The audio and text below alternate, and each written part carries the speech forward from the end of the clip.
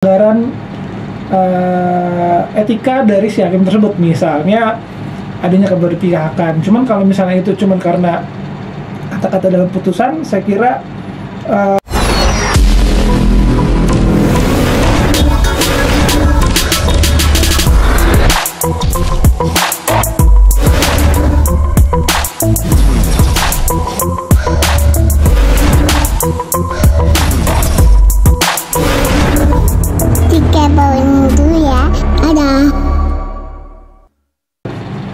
ke komisi yudisial datang untuk melaporkan.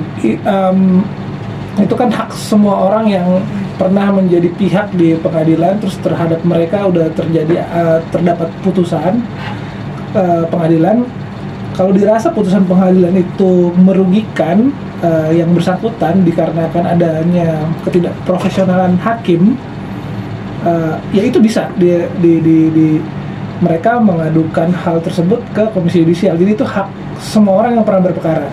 Cuman masalahnya yang diadukan karena apa tadi? Disebut istri durhaka. Di dalam putusan. Dalam putusan. Jadi gini, kalau di dalam putusan itu kan hakim, ya itu kewenangan hakim menyatakan pendapatnya di dalam putusan, pasti itu didasari oleh fakta hukum sama bukti-bukti yang ada. Jadi itu kalau masalah itu cuman masalah adanya kata-kata tersebut di dalam putusan, saya kira itu karena keyakinan hakim. Yang bisa diadukan itu di komisi yudisial adalah karena pelanggaran etika dari si hakim tersebut, misalnya adanya keberpihakan. Cuman kalau misalnya itu cuman karena kata-kata dalam putusan, saya kira belum tepat ya. Tapi kalau memang itu bisa dibuktikan karena ketidakprofesionalan, ya oke. Bang, tapi nggak hanya kata-kata sih Bang, jadi dia kayak apa sih namanya, ngasih tahu semuanya tentang kenapa Paula sama Mbak Im itu bercerai, kayak gitu loh Bang. Jadi secara detail gitu. Iya, ya itu emang harus dijabarin di dalam putusan. Itu kan emang fungsinya. Itu preskon Bang, secara preskon gitu. Oke, tapi kan itu yang menyampaikan bukan hakim kan? Hakimnya kan menyatakan itu di dalam putusannya, jadi itu tidak masalah. Bahwa kemudian putusannya itu kemudian diberitahukan kepada pihak-pihak yang lain oleh pihak itu sendiri atau mungkin kuasa hukumnya, ya itu kan hal yang lain. Bahwa hakim itu melakukan pelanggaran, saya kira kalau tuduhannya itu ya enggak lah, karena kan dia kan memang menjalankan fungsinya berdasarkan kewenangannya dia dan berdasarkan keyakinannya dia kan nggak nyebarin putusan itu gitu. Tapi kalau terkait isi salinan Bang, perkara ataupun perkara yang menyebutkan bahwa Paula teridap HIV, gimana Bang?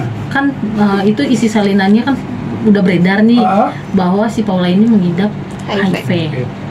Nah itu bisa dilaporkan juga nggak Bang, entah si lawyernya, atau harusnya kan itu bersifat private ya, pribadi, tidak, karena kita cek di aplikasinya ya Bang, nggak ada kan ya itu. Ya kalau misalnya di websitenya pengadilan itu sendiri belum ada putusan itu, ya terus kemudian ada berita seperti itu, ya itu kan bukan kesalahan dari hakim ya, itu kan bukan, bahkan webnya sendiri belum membuat putusan itu. Gini, putusan itu kan bisa diakses, tapi kemudian di webnya sendiri belum ada, ya itu siapa yang nyebarin itu kan, yang nyebarin putusan itu kan berarti kan bukan kesalahan hakim itu sendiri. Tapi kalau disebarin, ya mungkin yang bertanggung jawab itu ya yang menyebarkan itu isi dari putusan itu gitu. Dan itu bisa diperkarakan kembali oleh pihak Paula nggak sih? Kalau itu memuat identitas para pihak, ya tentu bisa. Ya, itu kan sifatnya rahasia ya. Kalau itu memuat identitas para pihak bahwa yang berperkara itu ini, terus isi putusan seperti ini, ya saya kira bisa ya, karena itu kan ranah privat, perceraian.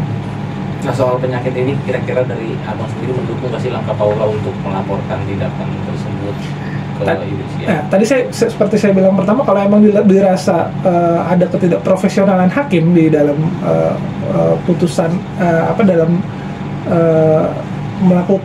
membuat putusan ini, ya tentu bisa. Cuman kan nanti kan dikaji lagi, komisi yudisial kan mengkaji lagi apakah benar ada pelanggaran. Itu kan nggak serta merta diadukan terus kemudian ya ada pelanggarannya, nanti investigasi lagi, kalau emang ada pelanggaran ya ada tindakan, tapi kalau enggak ya enggak. Saya kira gitu. Ini Bang Hotman sampai turun tangan juga untuk ngebela Paula, Bang. Terkait yang di situ kan juga disebut bahwa di isi chat Paula kepada Bang Hotman, dia mengatakan bahwa tidak ada perselingkuhan karena cuma menemani teman ngobrol, terus posisi kamar pun juga tidak terkunci tapi tertutup, dan itu katanya rumah hilir mudik orang banyak gitu. Oh, gimana? Nah, jadi pembelaannya Bang Hotman bahwa itu tidak perselingkuhan. Gimana nih Bang? Oke, ingin menyampaikan yang pertama, saya ingin menambahi dari rekan saya. Kalau tadi ada seseorang atau pihak yang mengklaim bahwa dia mengetahui sebuah putusan ataupun isi atau sebagian maupun seluruhnya, itu kan bukan berarti menjadi sebuah berita yang valid, ya kan?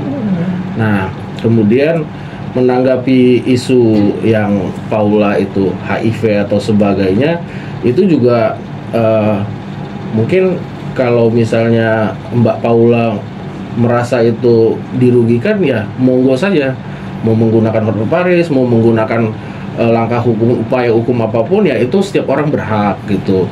Artinya juga kita akan lihat perkembangannya setelah nanti putusan resmi itu keluar gitu. Namun sepengetahuan saya, untuk perceraian itu biasanya tidak semua bisa diakses gitu. Kemudian terkait Mbak Paula, menurut saya terlalu gegabah atau sangat ingin mengcounter berita itu, artinya secara nggak langsung dia bisa juga mengiyakan, bisa jadi ya, saya tidak bilang gitu. Artinya kalau kita dituduhkan sesuatu dan kita merasa tidak melakukan, kita ngapain takut?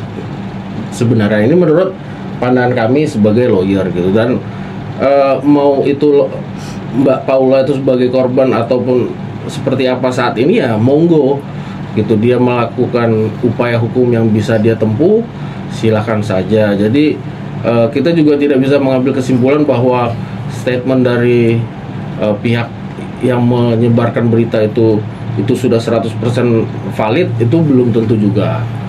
Itu sih yang bisa kami sampaikan. Mungkin ada pertanyaan lagi? Udah.